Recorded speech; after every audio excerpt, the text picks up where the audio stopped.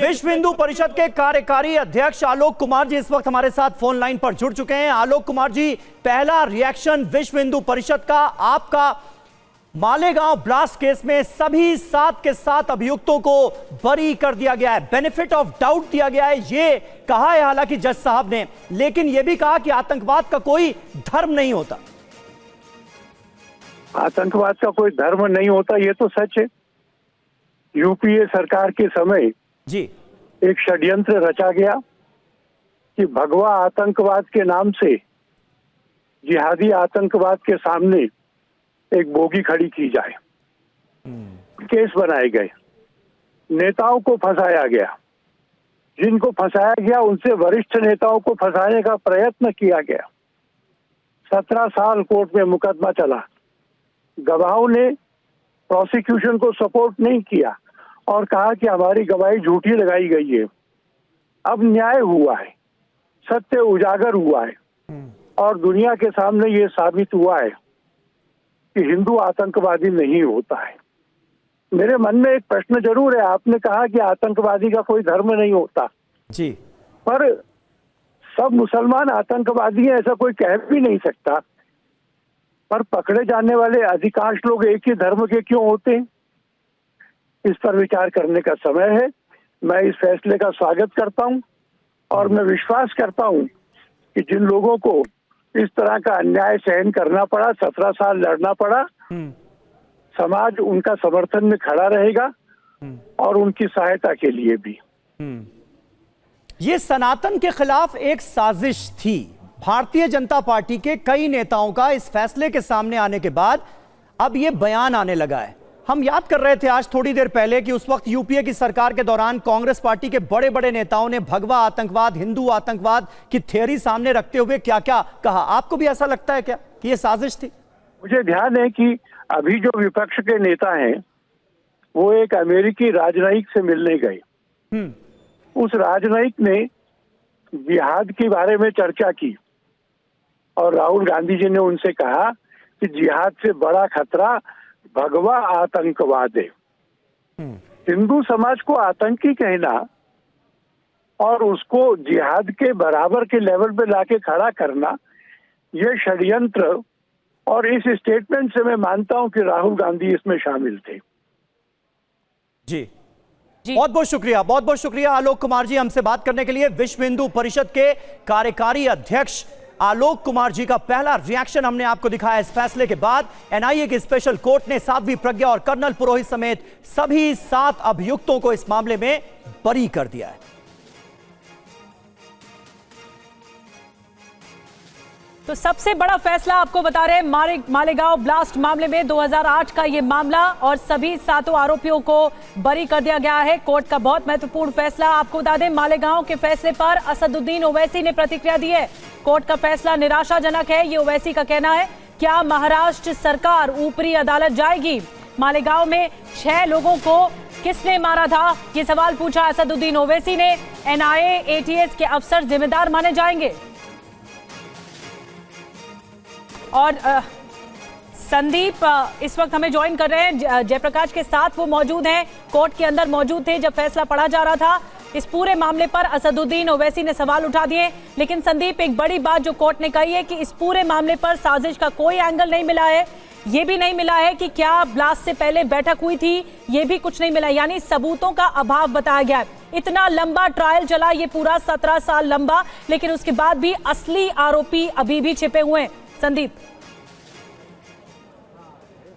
बिल्कुल, देखिए संदीप, अभी कोर्ट रूम से बाहर आए हैं जज ए.के. लाहौटी ने क्या क्या कहा, आरोपियों का बॉडी लैंग्वेज क्या था, क्या हुआ, साध्वी प्रज्ञा ने क्या नारेबाजी की। संदीप आप बताएं कोर्ट रूम में क्या हुआ, डिटेल में बताएं। जी देखिए, पहले तो मैं आपको बता दूं कि जैसे ही कोर्ट ने शुरुआत की इस मामले की सुनवाई करते हुए, उसी दौरान जो है कर्नल पुरोहित जो वो कुछ मंत्र जाप करते हुए दिखाई दे रहे थे, वहीं साध्वी प्रज्ञा भी जो है वो कुछ मंत्रों का उच्चारण करते जो है वो दिखाई दे रही थी। इसके अलावा कोर्ट के ऑब्जर्वेशंस क्या है मैं आपको बता दूं कि सबसे पहली चीज जो उन्होंने माइन्यूटली ऑब्जर्व की कि मोटरसाइकिल जो एलएमएल बाइक थी उसके बारे में उन्होंने जिक्र किया कि जो मोटरसाइकिल कहां से आया, कैसे आया, और निश्चित रूप से प्रोसिक्यूशन का दावा था कि वो साध्वी प्रज्ञा का मोटरसाइकिल है, लेकिन प्रोसिक्यूशन ये प्रूफ करने में बिल्कुल ही विफल रहा कि वो साध्वी प्रज्ञा का मोटरसाइकिल है। उसका खास कारण ये रहा कि उसमें जो चेसिस नंबर था वो मिटाए गए थे, वो कहीं ना कहीं मिटाए गए थे, और जिससे ये साबित नहीं हो पाया कि वो मोटरसाइकिल जो है वो साध्वी प्रज्ञा की है। इसके अलावा ये भी जो है वो प्रोसिक्यूशन नहीं साबित कर पाया कि बम कहां से आए थे, आरडीएक्स कहां से प्रोक्योर किया था, कब जो है वो आरडीएक्स वहां पर लगाया गया, कहां उसका मैन्युफैक्चर किया गया या किस प्रकार से वो उसे बनाया गया, और कैसे उसे प्लांट जो है उस जगह पर किया गया था जहां पर कथित रूप से बम धमाके की बात कही गई।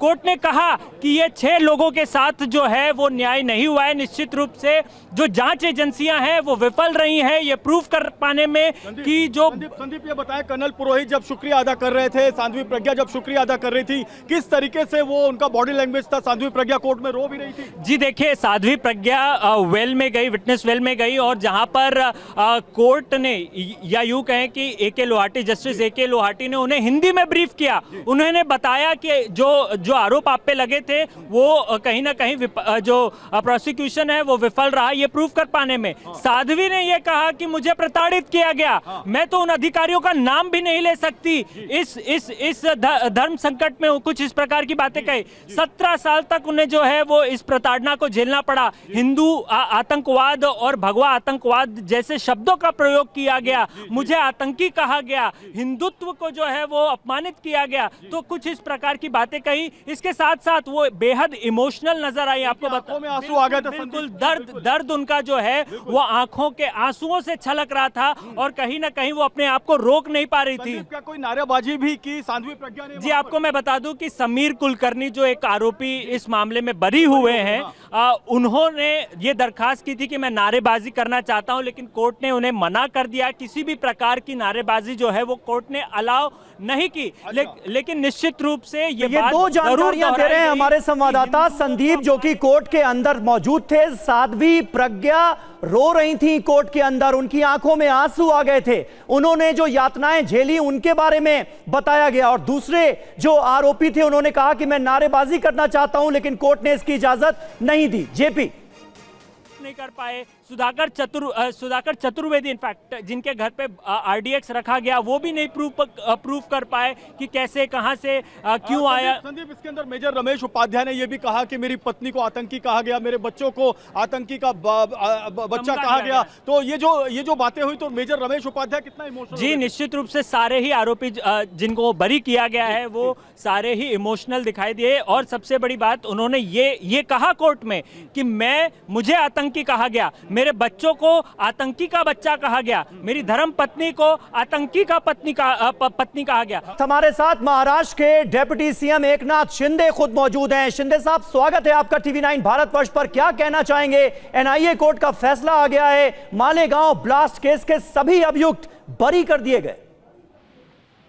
हाँ बिल्कुल, देर से सही, लेकिन उनको न्याय मिला है, क्योंकि ये जो कई साल पहले 2008 में मालेगांव बम ब्लास्ट हुआ था, और कोर्ट ने उनको निर्दोष साबित किया है विदाउट एविडेंस, और जो भी सिर्फ संशय के आधार पर उनको एक्यूज बनाया था।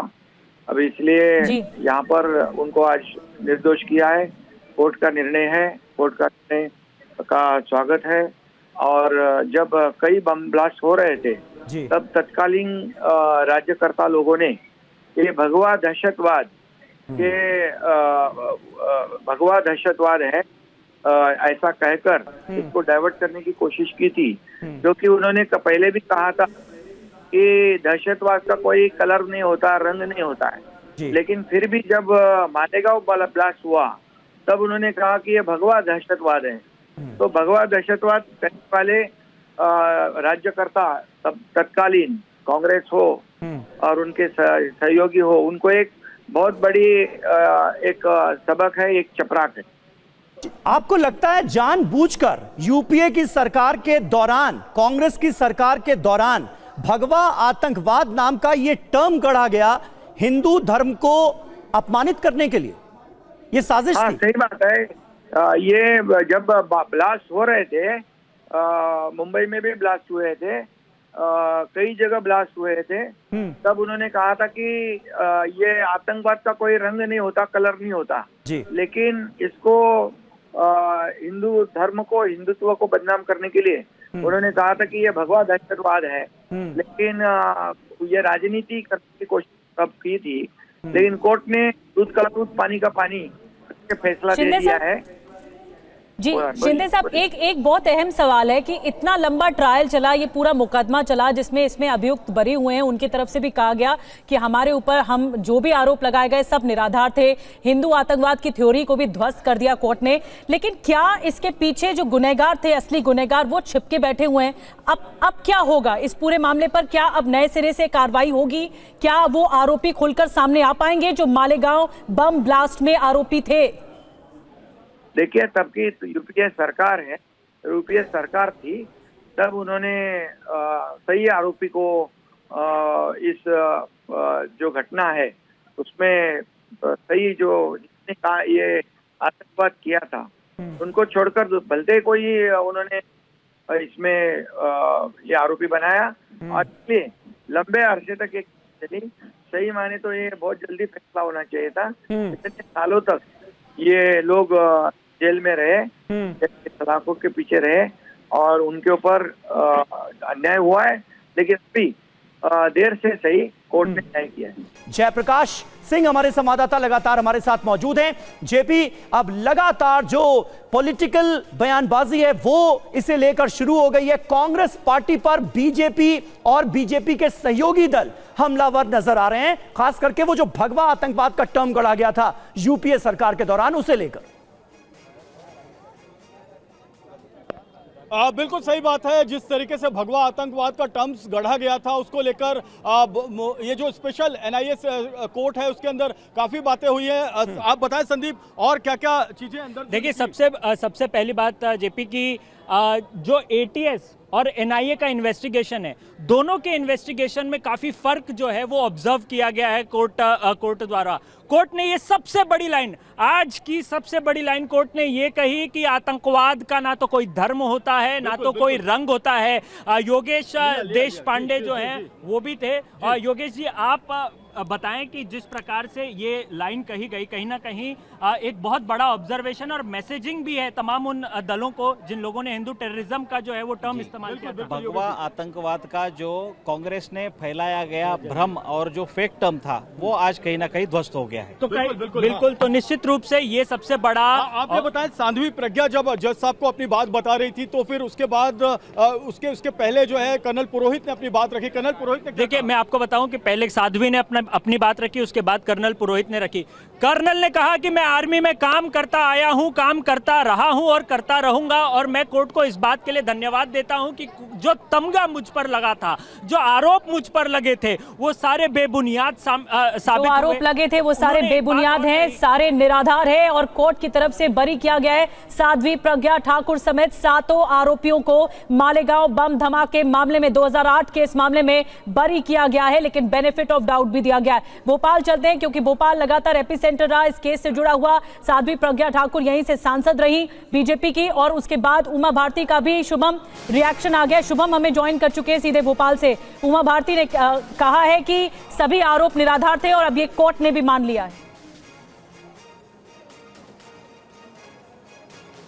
बिल्कुल निधि, चूंकि साध्वी प्रज्ञा सिंह ठाकुर भोपाल की 5 साल सांसद रही और इन 5 वर्षों में लगातार कांग्रेस की तरफ से समय समय पर यही सवाल उठते रहे कि देखिए जिस पर आतंकवाद का केस चल रहा है उसको सांसद बना दिया गया है। भोपाल की एक तरह से बदकिस्मती है कि इस तरह का सांसद मिला है। तो इस तरह के बयान उन्हें लेकर लगातार आते रहे, मगर आज बीजेपी भी मुखर होकर प्रज्ञा सिंह ठाकुर को लेकर बातचीत कर रही है। बीजेपी के विधायक रामेश्वर शर्मा से जब हमने बातचीत की तो उन्होंने कहा निधि कि ये भगवा की जीत है, ये सनातन की जीत है और कांग्रेस को पूरे देश से माफ़ी मांगनी होगी क्योंकि उन्होंने एक एजेंडा चलाया साध्वी प्रज्ञा सिंह ठाकुर के जरिए कि भगवा आतंकवाद है और देखिए एक आतंकवादी को सांसद बना दिया गया है, तो कांग्रेस को माफी मांगनी चाहिए, बीजेपी के विधायक रामेश्वर शर्मा कह रहे हैं। दूसरी तरफ कमलनाथ का भी एक बड़ा बयान निधि आया है और कमलनाथ कह रहे हैं कि एक अपील की जरूरत है, अपील की आवश्यकता है और ये फैसला जो है वो अपीलेबल है और अपील की आवश्यकता है। तो ये भी एक बड़ी चीज कमलनाथ कह रहे हैं कि इस पूरे मामले पर, इस पूरे फैसले पर एक अपील की जरूरत है। मगर मध्य प्रदेश की सियासत एक बार फिर से गर्मा गई है। उमा भारती का भी बयान, वो भी बधाई दे रही है और उमा भारती वो नेता है निधि जो समय समय पर साध्वी प्रज्ञा सिंह ठाकुर के लिए खड़ी रही और ये कहती रही कि उन्होंने जितनी यातनाएं सही है उसका ऋण हम कभी भी नहीं चुका सकते। और यही बात साध्वी प्रज्ञा सिंह ठाकुर भी समय समय पर कहती आई है। जयप्रकाश सिंह भी हमारे साथ मौजूद हैं। शुभम हमारे संवाददाता भोपाल से हमारे साथ मौजूद हैं क्योंकि भोपाल की सांसद रही हैं साध्वी प्रज्ञा सिंह ठाकुर और मालेगांव ब्लास्ट केस में अब उन्हें बरी कर दिया गया है। सभी 7 अभियुक्तों को बरी कर दिया गया और वो इसे भगवा की, हिंदुत्व की जीत बता रही हैं। कोर्ट रूम में भी आज वो रोने लगी। अपने साथ जो उनके साथ प्रताड़ना हुई उसका उन्होंने जज साहब से जिक्र किया। और देखिए फैसले पर कांग्रेस पार्टी के बड़े नेता कमलनाथ का बयान आ गया है। उन्होंने कहा है कि प्रभावित लोग यानी मालेगांव ब्लास्ट के जो पीड़ित हैं वो इसके खिलाफ अपील करेंगे। ये एक बड़ा बयान फैसले पर कांग्रेस पार्टी के बड़े नेता कमलनाथ, मध्य प्रदेश के पूर्व मुख्यमंत्री कमलनाथ का बयान सामने आया है जिसमें वो कह रहे हैं कि प्रभावित लोग, पीड़ित लोग इस फैसले के खिलाफ अपील करेंगे। सुनते हैं उनका बयान। जो भी इससे प्रभावित है वो जरूर अपील करेंगे। बीजेपी कह रही है कि हिंदू आतंकवाद का जो कांग्रेस ने बनाया था वो सब शिकूफा फेल हो गया। हिंदू आतंकवाद, देखो ये बीजेपी कुछ भी कहे, अंत में कोर्ट का फैसला है और ये अपीलेबल है, इसका अपील जरूर करेंगे। तो देखिए एक तरफ भारतीय जनता पार्टी कांग्रेस पार्टी पर हमलावर नजर आ रही है। कहा जा रहा है साजिशन, हिंदू धर्म को अपमानित करने के लिए हिंदू आतंकवाद की थ्योरी गढ़ी गई। लेकिन अब देखिए सारे के सारे आरोपी बरी हो गए हैं। साध्वी प्रज्ञा सिंह ठाकुर, इनके ऊपर आरोप था कि जो बाइक यूज की गई बम धमाके के लिए वो साध्वी की थी, लेकिन अदालत में यह साबित नहीं हो पाया। कोई सबूत नहीं मिले, एविडेंस नहीं थे और सबूतों के अभाव में साध्वी को बरी किया गया। आरोप यह भी था कि बम मोटरसाइकिल में था, यह भी साबित नहीं हो पाया। यानी उस वक्त जो इन्वेस्टिगेशन के तहत थ्योरी सामने आई थी वो अदालत में प्रूव नहीं हो पाई। और दूसरे आरोपी कर्नल पुरोहित, इन्होंने बम बनाया, यह आरोप इनके ऊपर लगा था, बहुत संगीन इल्जाम था, यह भी अदालत में साबित नहीं हो पाया। कर्नल पुरोहित ने बम सप्लाई किया, यह भी साबित नहीं हो पाया। यानी जो एटीएस की थ्योरी थी इस मामले में वो एक एक करके धराशायी हो गई। सुधाकर चतुर्वेदी के घर से आरडीएक्स बरामद हुआ था, लेकिन कोर्ट ने इस एफआईआर पर सवाल उठाए हैं। एनआईए और एटीएस की चार्जशीट में बड़ा फर्क है, यह अदालत ने खुद माना है। अजय राहिरकर, इनके खाते से टेरर फंडिंग की गई, ये आरोप इनके ऊपर लगा था, लेकिन ये भी बरी हो गए हैं। ये आरोप भी इनके ऊपर साबित नहीं हो पाया है। एटीएस और एनआईए की चार्जशीट में जिन सबूतों का जिक्र है, इस चार्जशीट में काफी ज्यादा फर्क है। दोनों चार्जशीट को अगर साथ में रखकर देखा जाए तो डिफरेंस साफ तौर पर नजर आ रहा है। एनआईए कुछ कह रहा है और एटीएस ने कुछ कहा था। धमाके के पीछे भगवा आतंकवाद की थ्योरी गढ़ी गई थी यूपीए सरकार के दौरान, जबकि आज अदालत ने 2025 में, आप सोचिए 2008 का यह मामला था, 2025 में अदालत ने यह कहा है इन सारे के सारे अभियुक्तों को बरी करते हुए कि आतंकवाद का कोई धर्म नहीं होता, आतंकवाद का कोई रंग नहीं होता, आतंकवाद को किसी धर्म से जोड़कर नहीं देखा जाना चाहिए। लेकिन इस मामले में ऐसा हुआ था। हिंदू आतंकवाद, भगवा आतंकवाद, इस शब्द का, इस टर्म का बार बार इस्तेमाल किया गया था। और आज हम टीवी 9 भारतवर्ष पर उस दौरान के बड़े नेताओं के बयान भी दिखा रहे हैं जिन्होंने इस टर्म का बार बार इस्तेमाल किया था। चश्मदीदों के बयान के हिसाब से सभी दोषी, लेकिन जो चश्मदीद थे, जो आई विटनेस थे, उन्होंने अपने बयान बदल दिए। ये एक बड़ी बात निकलकर सामने आई। सबूतों का जहां तक जिक्र हुआ तो सबूतों का कंटैमिनेशन हुआ, यह अदालत ने माना है। और कहीं ना कहीं संदेह जताया गया है जांच पर भी, पुरानी जांच पर भी। बाइक साध्वी की थी, यह साबित नहीं हुआ। यानी एटीएस की जांच में जयप्रकाश सिंह जितने भी तथ्य सामने रखे गए थे, जो भी इन्वेस्टिगेशन के पॉइंटर सामने आए थे, वो एक एक करके एनआईए जांच के बाद धराशायी हो गए और सभी के सभी जो अभियुक्त हैं उन्हें एनआईए की स्पेशल कोर्ट ने बरी कर दिया इस मामले में।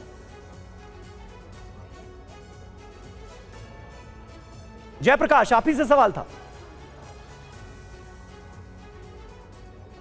जयप्रकाश सिंह तक लग रहा है हमारी आवाज नहीं पहुंच पा रही है। हम दोबारा उनसे संपर्क करने की कोशिश करेंगे। एनआईए कोर्ट के बाहर ही वो मौजूद हैं और हमारे सहयोगी संदीप अभी जानकारी दे रहे थे क्योंकि वो कोर्ट रूम के अंदर थे, उन्होंने सब कुछ अपनी आंखों से देखा है। जिस वक्त ये फैसला आया उस वक्त बाकायदा साध्वी प्रज्ञा जज साहब के पास गई और उसके बाद जज साहब ने उन्हें हिंदी में फैसला पढ़कर बताया, सुनाया कि ये फैसला हमने दिया है और उसके बाद साध्वी की आंखों में आंसू आ गए। ये जानकारी भी सामने आई। तो लगातार जो इसमें अभियुक्त रहे जिन्हें बरी किया गया है उनकी प्रतिक्रियाएं सामने आ रही हैं, लेकिन साध्वी प्रज्ञा ठाकुर की ओर से क्या कुछ कहा गया है आपको बताते हैं। मुझे 13 दिन तक टॉर्चर किया गया, यातनाएं दी गई, अपमान मैंने सहा है, ये साध्वी प्रज्ञा ठाकुर ने कहा। मैं सन्यासी जीवन जी रही थी, आतंकवादी बना दिया मुझे, ये उनकी प्रतिक्रिया सामने आई है। इसके अलावा 17 साल में संघर्ष कर रही हूं, उन लोगों ने भगवा को कलंकित किया है, ये भी साध्वी प्रज्ञा ठाकुर ने अपनी प्रतिक्रिया में कहा है। जैसे ही फैसला आया, ये केस मैंने नहीं जीता, ये भगवा और हिंदुत्व की विजय है, ये भी साध्वी प्रज्ञा ठाकुर की ओर से कहा गया।